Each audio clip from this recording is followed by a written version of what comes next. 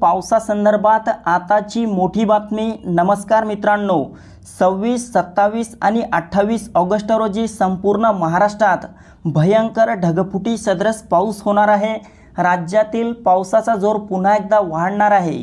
हवामान खात्याने 26, 27 आणि 28 ऑगस्ट दरम्यान राज्यात सर्वत्र मोठ्या अतिवृष्टीचा इशारा दिलाय आणि ठिकठिकाणी अलर्ट देखील दिलेले आहेत। तर जाणून घेऊयात हा पाऊस राज्याच्या नेमक्या कोणत्या भागात होणार, कोणत्या जिल्ह्यात होणार याविषयीची सविस्तर माहिती।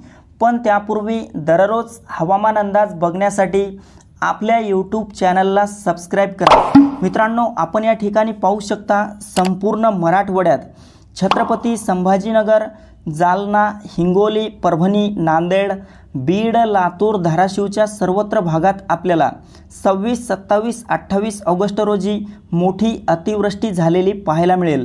त्यासोबतच मध्य महाराष्ट्रात देखील पुणे, सातारा, सांगली, कोल्हापूर, सोलापूर आणि अहिल्यानगरच्या भागात मोठा वादळी वाऱ्यासह आणि विजांच्या कडकडाटासह जोरदार स्वरूपाचा पाऊस 26 ते 29 ऑगस्ट दरम्यान 3 ते 4 दिवस होईल।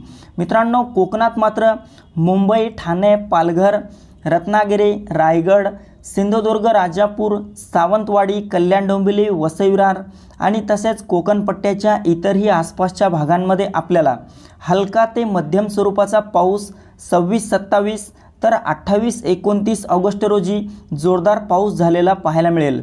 उत्तर महाराष्ट्रात नाशिक, मालेगाव, नंदुरबार, धुळे, जळगाव, चाळीसगाव, मनमाड आणि तसेच खानदेशच्या इतरही आसपासच्या भागांमध्ये आपल्याला मोठा भयंकर पाऊस 26 ते 29 ऑगस्ट दरम्यान 3 ते 4 दिवस झालेला पाहायला मिळेल। विदर्भात अकोला, अमरावती, नागपूर, गोंदिया, गडचिरोली, भंडारा, चंद्रपूर, बुलढाणा, वर्धा, यवतमाळ, वाशिमच्या सर्वत्र परिसरामध्ये मोठा विजांच्या कडकडाटासह ढगांच्या गडगडाटासह जोरदार स्वरूपाचा पाऊस होणार आहे। मित्रांनो, एकंदरीतच पाहायचं झालं तर संपूर्ण महाराष्ट्रात पुन्हा एकदा 26 ते 29 ऑगस्ट दरम्यान सर्वत्र मोठ्या स्वरूपाचा पाऊस होणार आहे। पावसाचा जोर वाढणार आहे। या दरम्यान हवामान खात्याने ठिकठिकाणी राज्यात पावसाचे येलो आणि रेड अलर्ट देखील दिलेले आहेत। एकंदरीतच पाहायचं झालं तर 30 ऑगस्टपर्यंत म्हणजे जे ऑगस्ट महिन्याचा शेवटचा आठवडा राज्यात मोठ्या पावसाचा असणार आहे। यावर्षी सरासरीपेक्षा जास्त पाऊस हा ऑगस्ट महिन्याच्या शेवटी होणार आहे। तसेच पुढील महिन्यात देखील आपल्याला यावर्षी चांगला पाऊस पाहायला मिळेल। सरासरीच्या तुलनेत यावर्षी चांगला पाऊस असेल, कुठेही दुष्काळाची स्थिती नसेल, सर्व धरणातील पाणीसाठा देखील वाढलेला पाहायला मिळेल। तरी सर्व मित्रांनी हा अंदाज लक्षात घ्यावा।